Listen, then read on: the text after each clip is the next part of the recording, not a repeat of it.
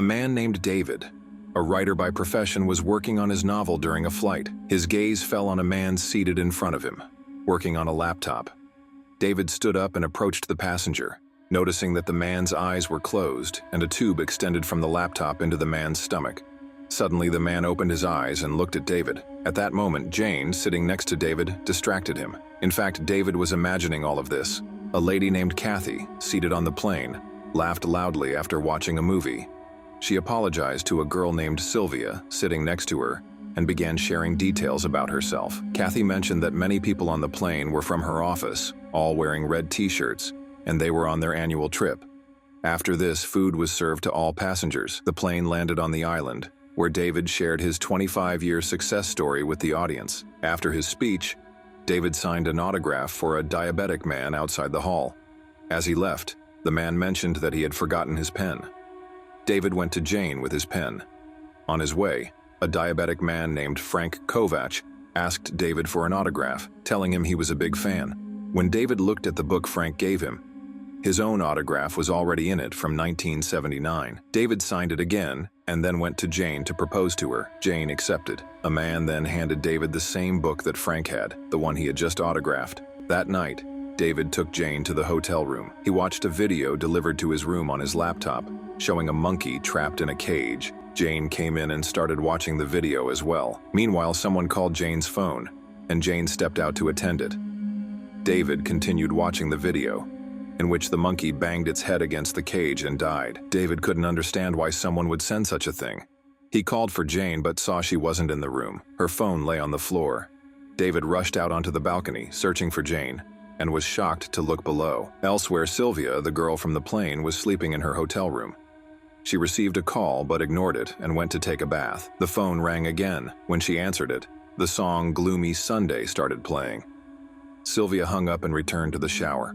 A restaurant below her room had many people seated there. Suddenly, Sylvia fell straight down and became unconscious. When she regained consciousness, she found herself in a hospital. David was standing by her bed crying as Jane lay unconscious next to her. Jane had also apparently attempted suicide by falling from a hotel balcony, just like Sylvia. Later, the doctor asked Sylvia if she had taken drugs. Sylvia replied that the doctor was mistaken. She hadn't jumped. She was just taking a shower. The doctor received a call and stepped out. Sylvia then tried to sneak out of the hospital, disguised in a doctor's coat. In the lift, Sylvia saw a ward boy carrying a body. She glanced at the face. It was Jane's. The ward boy, thinking Sylvia was a doctor, said that Jane had committed suicide by jumping from the hotel balcony. Sylvia was stunned. It seemed odd, as she had jumped from a balcony the same day. Sylvia ran from the hospital. David filled out Jane's insurance form, listing the cause of death as suicide. Sylvia packed her bag, preparing to run away. Suddenly, someone approached from behind and injected her. She fell unconscious and was unable to move. The man began working on the back of her neck with a medical tool. He stopped when he heard snoring and quickly hid.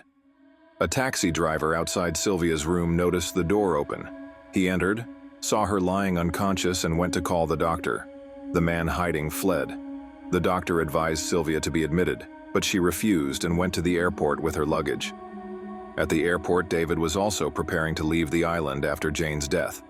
The lady at the ticket counter told Sylvia there was one vacant seat on a flight that night. Sylvia began arguing with the lady, who called security. Sylvia fled and ran into David. She said, "Do you know me? I need your help. I have to leave quietly. I was admitted to the hospital where your girlfriend was. She jumped from the balcony. The doctor thinks I tried to commit suicide too." Security took Sylvia away. David began to suspect that maybe Jane hadn't committed suicide. Suddenly, he heard people shouting. Someone else had jumped from above. As they rushed to help, Sylvia ran with her luggage and fell outside the airport. David reached her and took her with him. The next day, Sylvia woke up and thanked David for saving her life. David said, "You said Jane didn't commit suicide?" Sylvia replied, "Yes, because I didn't even try to." "I don't know what happened to me." David asked, "Do you know what the man who injected you looked like?" At that moment, a man nearby was playing a musical instrument. Sylvia said, "I got a call. A sad song was playing. As soon as I heard it, I felt terrible. I don't remember anything else." David asked for her mobile, but Sylvia didn't have it. Her friend Charlie had taken it after her accident. Sylvia and David went to Charlie's house. A lady in the building told them that Charlie had died in a bike accident. David said, "This can't be an accident. I think we're dealing with a puzzle. If something happened with the mobile, Jane must have gotten a call too."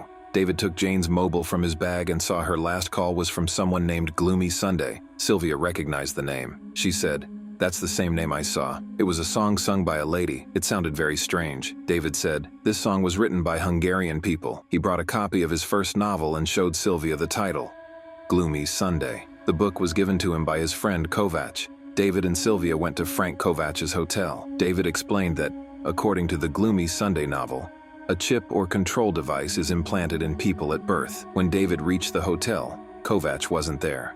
But David found a permanent card in Kovac's car. He went to a pub and waited. Eventually, Frank Kovak arrived and gave David a box. "This is a story," he said. "I want you to write a book about it." David replied, "What's the solution to this Gloomy Sunday thing happening on the island?" Kovak said, "People die in every war." David got angry and began to beat him. Kovak said, "This could be your daughter's last birth. What can you do?" Kovak left. Later, David looked at the photos and letters in the box and found information about Frank Kovak. He told Sylvia that Kovak was born in Hungary and graduated from Harvard. There he conducted an experiment called the Kovak Box. It involved a maze with a rat whose behavior was observed and predicted. The experiment was successful. Later, Kovak tried the experiment on a child. Eventually, the project expanded and became known as Gloomy Sunday, the same title as David's novel. Many people were subjected to it. Victims eventually sued Kovak, forcing him to flee the country. Later, Kovak learned he had a brain tumor and only 3 years to live. Sylvia said, "We should take this to the police." David replied, "It won't help. Kovac's plan is too big." David received a call. After attending it, he saw Sylvia going to the police in a taxi with Kovac's documents. He followed her. A car passed by her taxi, and suddenly, the taxi's radio changed stations. The song, Gloomy Sunday, started playing. Upon hearing the haunting tune, Sylvia became terrified and leapt from the moving car. The driver, startled, immediately stopped. Sylvia stepped out onto the road, walking dazedly amidst heavy traffic.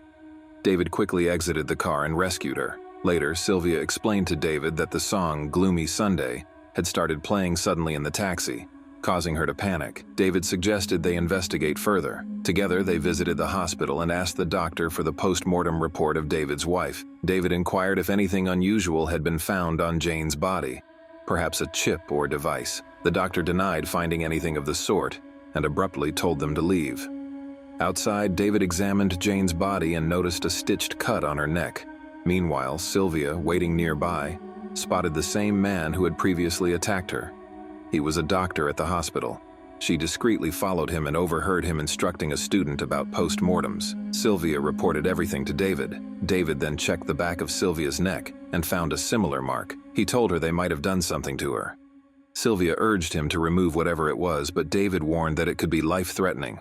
Later, David confronted the doctor at his home, holding a knife to him and demanding answers. The doctor confessed that he had been paid to extract devices from the necks of corpses. These devices functioned automatically. Sylvia, protesting that she was alive, learned her name had also been on the list, but she had survived.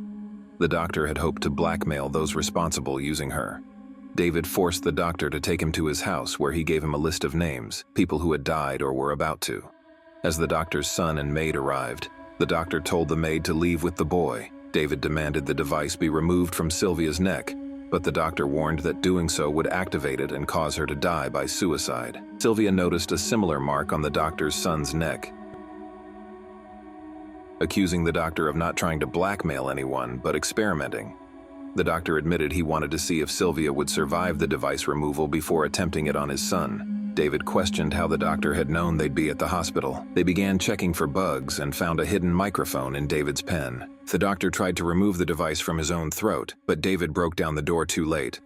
The doctor had committed suicide. His wife appeared, and David and Sylvia fled. David speculated that everything happening on the island mirrored the plot of a suspense novel. The orchestrator wanted David to document these events for his novel, keeping the drama fresh. David and Sylvia were then taken to a secluded island. Sylvia was left behind, and David was placed in a room with a laptop and photographs of the dead. The crow appeared and told David he had been gifted a true story. David, realizing the gravity of the situation, set out to find Sylvia, who had escaped her confined space. David arrived just as the haunting, gloomy Sunday began to play in the cave. Sylvia, desperate to block the music, jumped into the water with Kathy. The tourists, hearing the melody, began jumping from heights, dying by suicide. Sylvia surfaced, terrified. Kathy, however, got caught in the boat's motor due to her scarf and died. Sylvia, still submerged, managed to save herself from the effects of the music. David entered the cave, turned off the sound system, and began searching for her. By then, most people had died. Only 6 survivors remained by the time police and medics arrived. David searched among the dead, but couldn't find Sylvia. Remembering the crow's words, he went to the lighthouse above the cave and met Kovak. Kovak encouraged David to kill him, but David refused, saying Kovak should suffer from his own illness. Kovak reminded him that the suicides would all be officially documented, and that David already knew what he had to do, write the story. David, overwhelmed, considered taking his own life to prevent Kovac's dream from being fulfilled. The crow warned him that Sylvia was still alive, and that the device inside her could still be activated. If David didn't kill him, he would trigger it. If he did, Sylvia would live. With no other option, David shot Kovak. Search teams eventually found Sylvia floating in the cave waters. As she opened her eyes, David appeared briefly, said goodbye, and vanished. He returned to his homeland, leaving her on the island. There, David resumed writing. David had become the unwilling author of a real-life horror tale. The man on the island, Kovak, had orchestrated it all, casting himself as the villain, hoping the world would never forget him. I hope you enjoyed this story, my friend. If you did, drop a like and subscribe for future uploads. Watch my recommendations on the right next to continue your binge. Grab your popcorn, enjoy yourself, and see you soon, my friend.